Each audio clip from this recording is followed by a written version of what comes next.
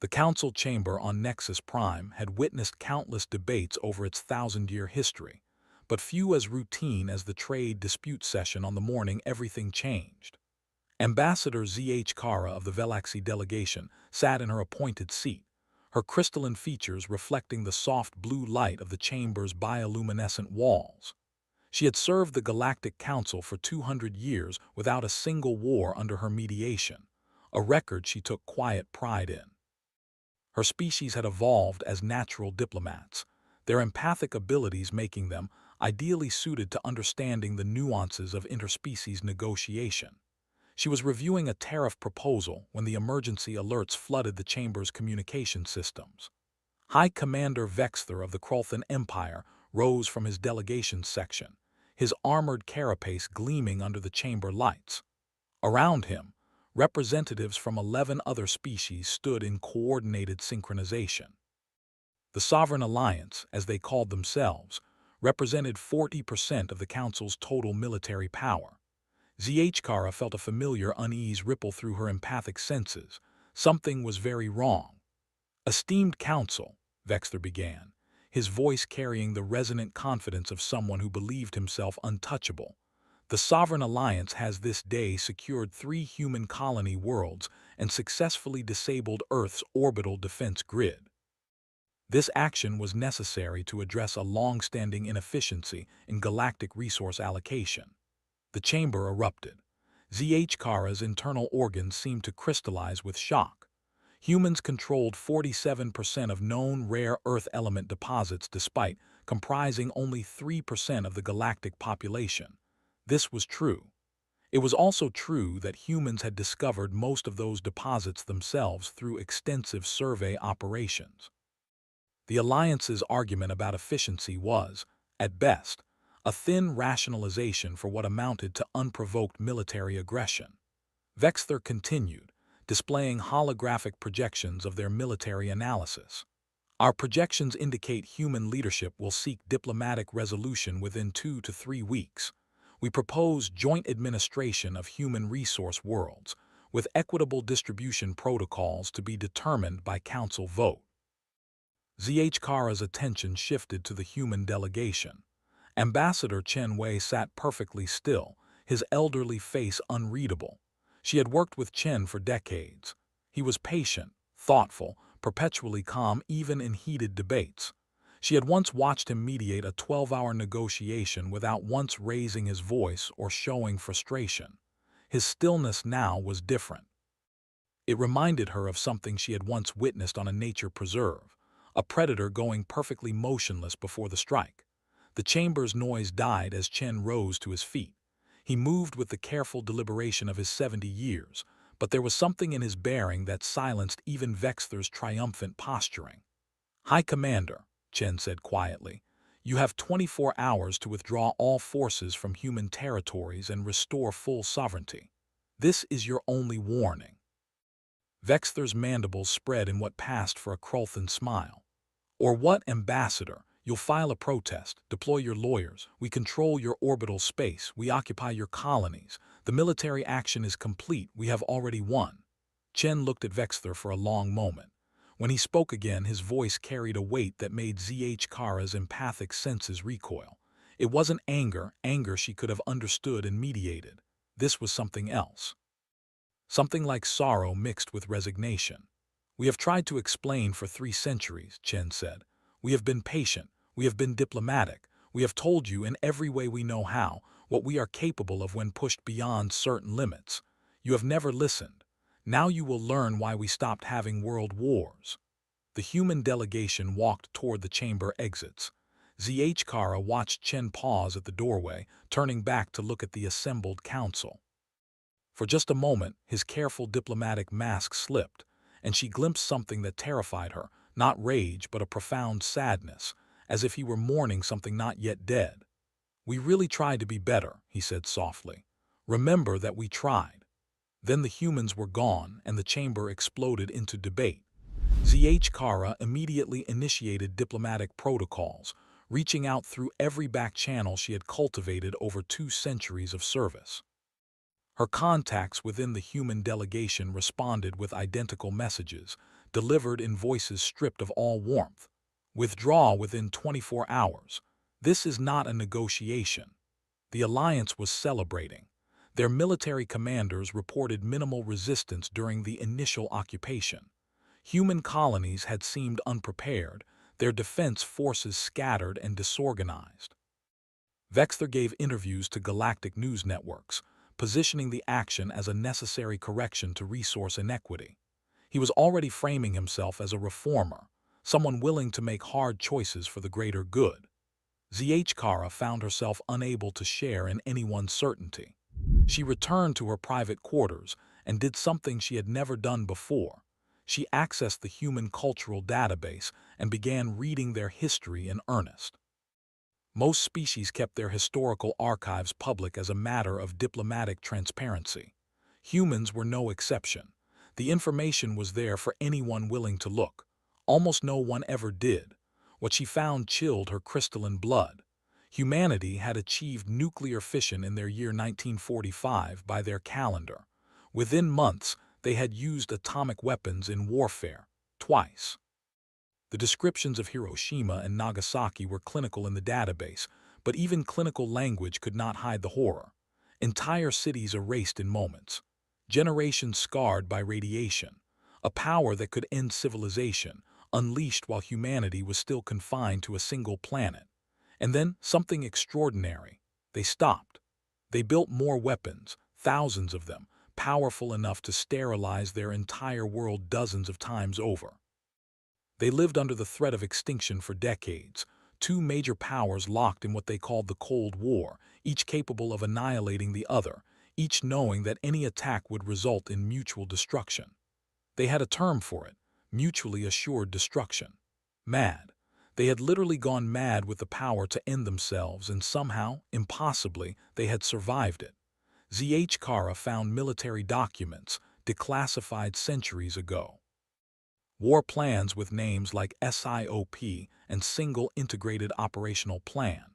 Protocols for launching civilization-ending retaliation within minutes of detecting an attack. Doomsday scenarios where automated systems would ensure mutual destruction even if all human leadership was killed in a first strike. They had looked into the abyss of their own extinction and built doctrines around dancing on its edge. Then she found the Third World War records. A brief, devastating conflict in their year 2077 that had pushed humanity to the brink before cooler heads prevailed. The casualties had been enormous, nearly 500 million dead in 6 weeks.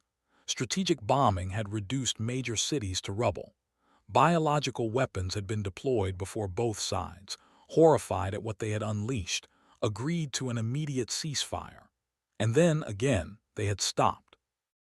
They had established the Terran Unity Government, dedicated to ensuring humanity never again tore itself apart. They had achieved space travel, reached for the stars, and when they encountered other species, they had been diplomatic, patient, peaceful. Kara found a human military maxim embedded in their war college archives. We don't want to fight like we used to, but we remember how and we remember why we stopped. Never make us remember. The 24-hour deadline came and went. Alliance forces remained in place. Vexler publicly dismissed human threats as empty posturing. For 6 hours after the deadline, nothing happened. Galactic news networks began analyzing whether humanity had, in fact, been bluffing all along. Then the Alliance military networks exploded with emergency transmissions. Simultaneous precision strikes across all 12 Alliance homeworlds. Every military orbital station, every shipyard, every command and control center hit within a 15-minute window. The attacks were surgical, kinetic projectiles traveling at significant fractions of light speed, nearly impossible to detect or intercept until impact. Civilian casualties were remarkably low. Military capacity was reduced by 60% in under an hour. Kara watched the tactical displays in horror, her empathic abilities overwhelmed by the collective shock reverberating through the council chamber. The precision was impossible. The coordination was impossible. The humans shouldn't have been able to execute such an operation. Their fleets were supposedly days away from Alliance space, their military doctrine supposedly defensive in nature. Then she understood. The humans had fired those projectiles days ago, maybe weeks ago. They had calculated the trajectories, accounted for orbital mechanics, predicted where every Alliance military asset would be when the weapons arrived. They had been wargaming this exact scenario, planning for it, preparing for it, possibly since before some Council species had achieved faster-than-light travel. The emergency Council session was chaos. Alliance representatives, their earlier confidence shattered, demanded intervention. Some species called for peacekeeper deployment. Others urged caution. The human representative appeared via hologram. Not Ambassador Chen, this was someone new. Admiral Okonkwo wore a military uniform, her dark face set in an expression of absolute professionalism. She did not sit. She stood at rigid attention. The Sovereign Alliance has 48 hours to complete full withdrawal from all human territories and pay appropriate reparations, she stated. This is your second and final warning. Vexther, recovering some of his composure, leaned forward. You have revealed your capabilities, Admiral. You cannot sustain simultaneous operations across 12 systems. We have reserve fleets, reserve resources. This was an impressive strike, but strategically. You are still thinking in terms of conventional warfare, Okonkwo interrupted. That is your second mistake. Your first was attacking us in the first place. She paused, and Kara felt something shift in the chamber's atmosphere. When Okonkwo continued, her voice carried the weight of inevitability. For 300 years, we have operated under peacetime protocols. Those protocols are designed to prevent what we are capable of. You have now triggered our wartime protocols, specifically Protocol Omega-7, which we established after the Third World War. What does that entail? Kara heard herself ask. Okonkwo's eyes met hers through the hologram. It means we have stopped pretending we evolved past our nature. It means we have gone nuclear. And it means that every weapon system we shelved as too inhumane for civilized warfare is now active and authorized for deployment. The hologram ended. Kara accessed the human military database again, searching for Protocol Omega-7. It was there, publicly available, written in the cold language of military doctrine. In the event of existential threat to human sovereignty or survival, all conventional rules of engagement are suspended. Objective: ensure that if humanity falls, the threat falls with it. There is no proportional response. There is only total victory or mutually assured annihilation. The protocol was 300 years old. Humanity had written it during the formation of their unified government, a covenant with themselves about what they would do if ever pushed to the brink again. And they had made it public, had told the entire galaxy exactly what would happen if anyone threatened their existence. No one had believed them. Why would they? Humans had been so peaceful, so diplomatic. Surely the protocol was vestigial, a historical artifact from their more primitive days. The Alliance leadership convened an emergency war council. Kara attended as council mediator, her empathic senses reeling from the waves of fear and defiance clashing in the chamber. High Commander Vexther argued for continued resistance.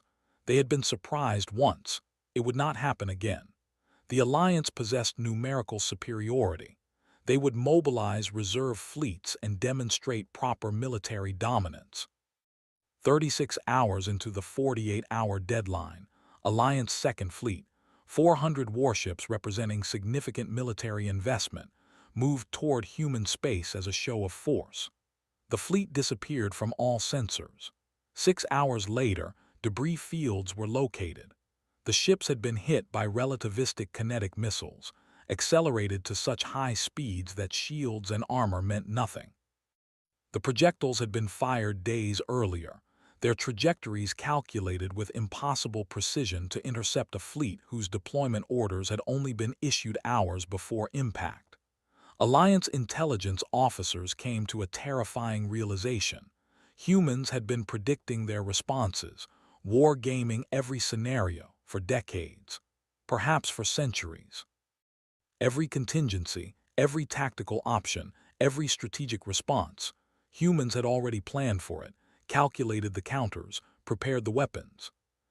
Kara sought out human civilians, hoping to understand what was happening through perspectives outside the military chain of command. She contacted Dr. Sarah Acaffer, a human historian specializing in military history. The woman agreed to speak with her via secure channel. "We have been a spacefaring species for 400 years, Ambassador," Dr. Acaffer explained, her elderly face weary. "Do you know what we did for the first 50 of those years? We war-gamed. Every scenario, every threat.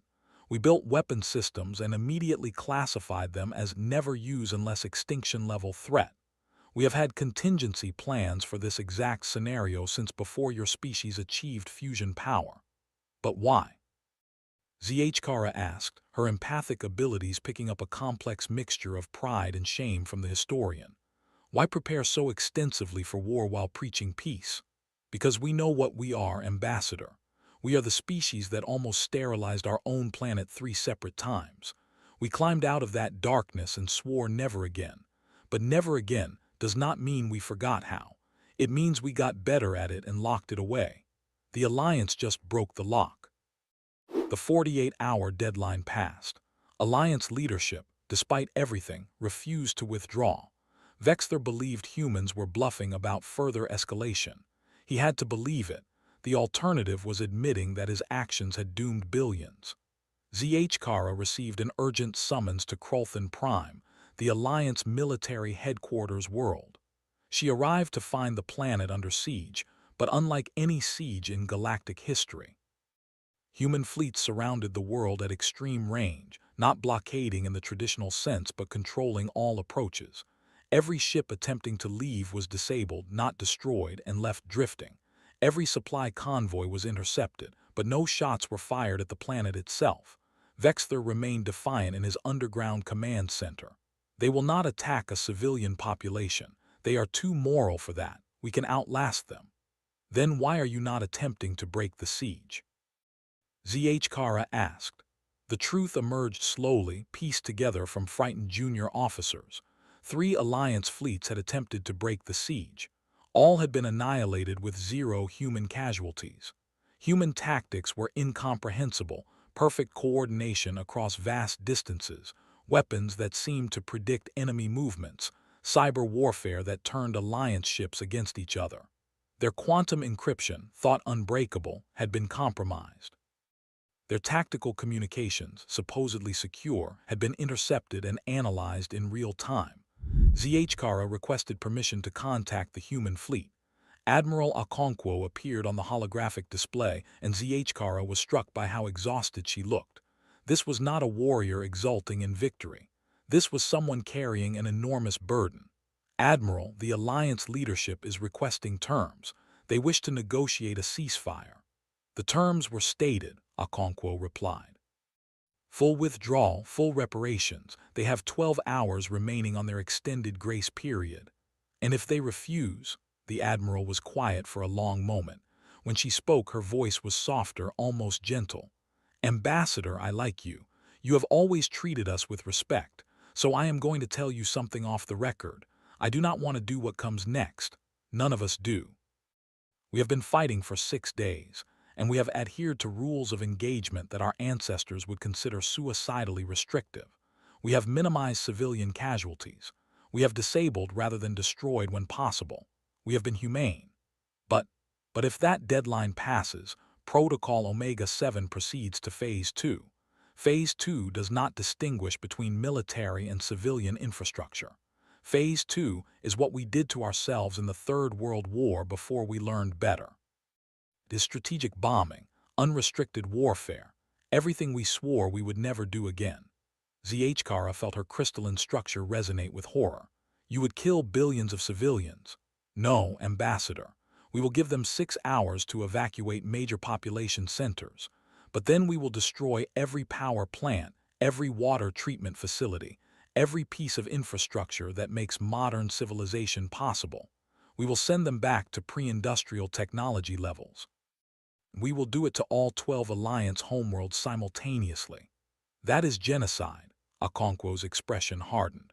"No, genocide is what the Alliance attempted when they attacked our colonies with intent to subjugate us. This is war, real war. The kind we stopped fighting 300 years ago. The kind your species never had to fight because you achieved space travel before developing weapons of mass destruction. You do not understand what total war means because you have never had to wage it. She leaned forward, and Zhkara saw something ancient and terrible in the human's eyes. We call it going nuclear, Ambassador. Not because of the weapons, those are crude compared to what we have now. We call it that because it is the moment when you stop caring about tomorrow and focus only on surviving today. It is the moment when mutually assured destruction becomes not a deterrent, but an acceptable outcome. It is the moment when you decide that if you must fall, you will drag your enemy down with you, because dying alone is unacceptable. The council session that followed was the most divisive in galactic history. Representatives shouted over each other, alliances fractured, threats were made. Some species wanted to intervene militarily against humanity. Others wanted to quarantine both sides and let them destroy each other. A pragmatic minority recognized that humans were demonstrating remarkable restraint and that the Alliance had brought this upon themselves. Councillor T-Vex, representing a species that had fought humans 200 years earlier in a brief border war, finally managed to be heard over the chaos. I tried to warn you. We fought humans once. They defeated us in 11 days, then immediately offered generous peace terms. We asked them why. Why stop when they had us beaten? Their commander said, because we do not want to show you what we do to enemies who will not surrender. We thought it was bravado. It was not. The holographic display showing Vexthor suddenly cut out. Reports flooded in. Colonies Prime had gone dark. All orbital infrastructure had been destroyed in a coordinated strike. Admiral Okonkwo's voice filled the council chamber. Phase 2 has commenced. Alliance populations have been given evacuation warnings. Strategic infrastructure strikes will begin in 4 hours. To all Council species, this is an internal matter between humanity and the Sovereign Alliance. Any intervention will be considered an act of war against humanity. We do not want more enemies, but we will not stop until the Alliance withdraws and surrenders. Zhkara watched tactical displays showing human fleets moving into position above all 12 Alliance homeworlds. The coordination was perfect. The timing was synchronized. Humans were not improvising. They were executing a plan finalized decades ago, perhaps longer. Every contingency had been anticipated. Every counter-strategy had been prepared for. This was not the fog of war. This was the cold clarity of a species that had spent centuries thinking about how to fight wars they hoped never to fight. She volunteered to oversee humanitarian evacuation efforts, unable to simply observe anymore. She arrived at Colonies Prime to find absolute chaos. The orbital defenses were gone, all satellites destroyed, but the surface remained untouched. Massive human transport ships appeared, not warships, but vessels designed for moving large populations. Admiral Okonkwo's message broadcast across all frequencies. We are providing 4 hours for evacuation of major population centers. Human transport vessels will assist. After 4 hours, strategic strikes commence. Vexthor, from his underground bunker, screamed that it was a trick. The humans wanted populations vulnerable, exposed. They would slaughter civilians in the open. Okonkwo's response was cold. Commander, we could have glassed your planet from orbit 6 days ago. If we wanted you dead, you would be dead. This is about capability, not genocide. Evacuate your cities. Zhkara watched something that defied everything she thought she understood about warfare. Human ships coordinated with Alliance ground forces to evacuate civilians. Human soldiers helped injured Alliance citizens into transport vessels. Human medics treated enemy wounded. She found herself aboard a human transport commanded by Commander Rodriguez, a young officer who could not have been more than 40. "Why are you helping evacuate people you are about to make homeless?" she asked him. Rodriguez looked at her, and she saw the same weariness she had seen in Admiral Okonkwo. "Because they are not our enemy, Ambassador. Their government is. We have a saying, destroy the warrior's sword, not the warrior's children. We are about to destroy their civilization's infrastructure, but we are going to make sure as few civilians die as possible. Even though they attacked you first, especially because they attacked us first, we need to show the galaxy who we are when we fight, not monsters, just extremely good at warfare. There is a difference. The 4-hour mark arrived. ZH Kara watched from a human command vessel as the fleets opened fire. Precision strikes rained down on Crolthan Prime, power generation facilities, industrial complexes, military command centers, communication hubs.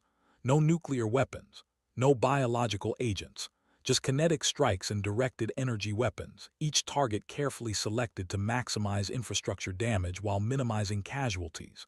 Within 2 hours, Crolthan Prime's infrastructure was reduced to pre-industrial levels. The lights went out across the planet. Manufacturing ceased. Modern civilization stopped, but the civilian casualties, given the scale of the bombardment, were remarkably low. Under 100,000 dead on a world of 11 billion, a tragedy, but a fraction of what it could have been. The same scene played out across all 12 Alliance homeworlds simultaneously. The Alliance command structure collapsed. High Commander Vexther went silent, rumored to have fled to a secret bunker, abandoning his people. The remaining Alliance leadership, scattered and broken, reached out desperately for mediation. Admiral Chen Wei contacted ZH Kara. He was back in uniform. Apparently the elderly ambassador had been a reserve admiral all along. How many of the human diplomats had been military officers, she wondered. How long had they been preparing for this? Ambassador ZH Kara, we need your help. The Alliance is broken, but they have not formally surrendered. We need someone they trust to mediate terms. Why? She asked. You have one, you can dictate any terms you want. Because we do not want to rule them. We do not want an empire, we just want to be left alone. But we need formal surrender before we can stop. Protocol Omega-7 is clear. Either they surrender or we continue until they are incapable of ever threatening us again. We would prefer surrender. ZH Kara agreed to mediate. She met with the Alliance Council in a neutral location. Vexther refused to participate, still clinging to delusions of continued resistance from his bunker. The Alliance leaders were devastated. Some remained defiant, most were terrified, all were confused. Chancellor Mvira of the Thaxian hegemony spoke for the group. We do not understand. You could exterminate us. Why negotiate at all? Chen looked at the assembled leaders with something like pity. Because this was never about extermination. It was about survival. You threatened our existence. We responded with overwhelming force to ensure you would never threaten us again. But now that you understand what we are capable of, we can return to civilization. You call this civilization? Mvira's voice cracked. You have destroyed 12 worlds. We have destroyed 12 worlds' infrastructure. Your populations are intact. You can rebuild. It will take generations, but you will recover. And perhaps you will remember this lesson. Humanity tried diplomacy for 3 centuries. We were patient. We were reasonable. We were peaceful. But we were never weak. And we never forgot what we are capable of when pushed too far. The surrender terms were surprisingly lenient. Full withdrawal from human territories. Modest reparations. Humans had no interest in crippling Alliance economies. Public acknowledgement that the Alliance had initiated hostilities. A 100-year non-aggression pact with inspection provisions. Alliance leaders who had ordered the attack would stand trial in human courts, but with council observers to ensure fairness. The Alliance signed. They had no choice, but the terms could have been far worse. Within 6 hours, all human forces withdrew from Alliance space. The war had lasted 14 days. Alliance casualties numbered approximately 2 million, mostly military. Human casualties, mostly from the initial Alliance attacks on colonies, were around 300,000. Infrastructure damage to the Alliance would require 2 centuries of rebuilding. The galaxy was in shock. 1 week after the surrender, Admiral Okonkwo addressed the full Galactic Council. She still wore her uniform, still looked exhausted. ZH Kara wondered if the Admiral had slept at all since the war began. We did not want this war, Okonkwo said, her voice carrying to every corner of the chamber. We tried for 3 centuries to show you we were peaceful. We thought if we were patient enough, diplomatic enough, restrained enough, you would see us as partners instead of threats. We were wrong. The Sovereign Alliance saw our restraint as weakness. They calculated that we would not or could not respond with sufficient force. They were wrong too. So now the galaxy knows what we are. We are the species that almost destroyed itself and learned from it. We are the species that developed weapons capable of exterminating all life on a planet, then chose to lock them away. We are the species that will always, always choose peace first.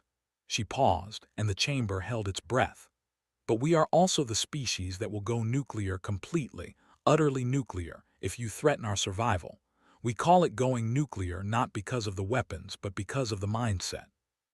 It is the moment when survival becomes the only objective and all other considerations, mercy, proportion, tomorrow, become secondary.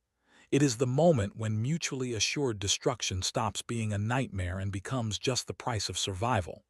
For 300 years, we have been telling you, do not make us remember what we are. Do not make us go back to what we were.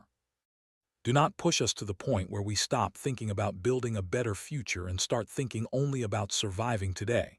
The Alliance pushed us there. You all just witnessed what happens when humanity stops pretending we have evolved past our nature. Okonkwo looked around the chamber, making eye contact with representatives from dozens of species. We are going to return to being peaceful now. We are going to rebuild our colonies. We are going to help the Alliance rebuild. Yes, help them because that is who we want to be. We are going to go back to being the patient, diplomatic species you thought was weak. But now you know, now you all know, we are not weak. We are just very, very careful about when we stop being civilized. Do not make us remember again. The Admiral left and the council chamber remained silent for nearly an hour. No one seemed to know what to say. The fundamental assumptions underlying galactic politics had shifted. Humanity had always been powerful. They had just hidden that power behind centuries of diplomatic patience. Now the mask was off. Zhkara spent weeks preparing her formal report. She interviewed survivors, reviewed tactical data, consulted with military analysts from a dozen species. Everyone reached the same conclusion. Humanity had been capable of this level of warfare for centuries. They had simply chosen not to demonstrate it. Their peaceful diplomacy had not been weakness, it had been a choice they could unmake when survival demanded it. She met with Ambassador Chen one final time before submitting her report. He had returned to civilian clothes, back to his role as patient diplomat. They sat in a quiet garden on Nexus Prime, surrounded by flowering plants from 100 worlds. "Will they ever forget?" she asked him. Chen looked sad. "I hope not. Because if they forget, we might have to remind them, and next time we might not be able to pull back from the edge as easily. Your people frighten me, Ambassador." "Good, we frighten ourselves. That is why we are so careful about when we let that part of us out." He was quiet for a moment. "We have a saying from our old wars, walk softly and carry a big stick. For 3 centuries we have been walking softly. You just saw the stick. Let us hope the galaxy's memory is long enough that we can go back to walking softly." Zhkara's final report to the Council included a formal recommendation. Humanity should be classified as an apex predator species, not because of their technology, but because of their psychology. They are capable of extreme violence but choose restraint.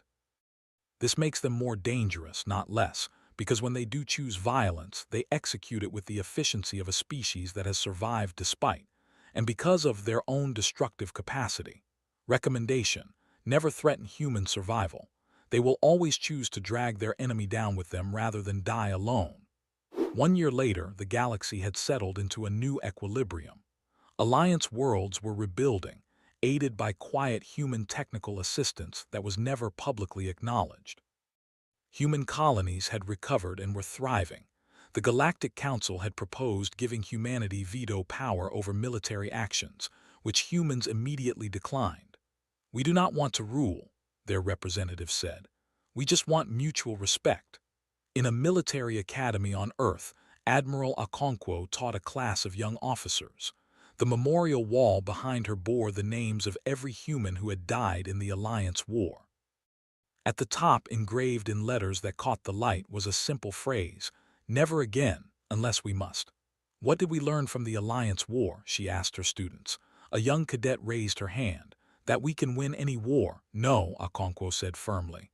"We learned that winning the war is the easy part. Going back to peace afterward, that is the hard part. That is what makes us human instead of monsters." She gestured to the memorial wall. We went nuclear. We did what we swore we would never do again. We won, but look at the cost. Not to them, to us, to our souls. The galaxy learned to fear us, but we learned something too. Every time we go nuclear, every time we let that darkness out, it gets a little harder to put it back. So the real victory is not that we won. It is that we stopped. The students absorbed this in silence. They were young, born after the war, but they understood. Every human understood at some deep level what they were capable of. It was the burden their species carried, the knowledge of what they had done to themselves, what they could do to others, and the constant choice to be better than their worst instincts. Somewhere in the galaxy, other species were making similar choices, learning from humanity's example, recognizing that true strength lay not in the capacity for violence, but in the wisdom to restrain it. And in the council chambers on Nexus Prime, Ambassador Z.H. Kara filed her daily report, monitoring galactic peace with the vigilance of someone who had seen what happened when that peace broke. She thought often of Admiral Okonkwo's words, "Do not make us remember again." The galaxy would not forget, could not forget, because humanity had shown them something terrifying and profound, that the most dangerous species was not the one that chose violence first, but the one that chose peace first and violence only when all other options were exhausted. That species would fight with the accumulated wisdom of all the times they had chosen not to fight, all the weapons they had designed and shelved, all the scenarios they had planned for and prayed never to execute.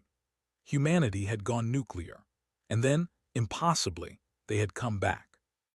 That was the real miracle. That was the real lesson. Not that they could destroy, but that they could stop destroying. Not that they could wage total war, but that they could choose not to. The galaxy had learned, and in learning, perhaps they had all become a little more civilized, a little more careful, a little more aware of the lines that should never be crossed, because now they all knew what waited on the other side of those lines. Now they had all seen what going nuclear really meant. And none of them ever wanted to see it again.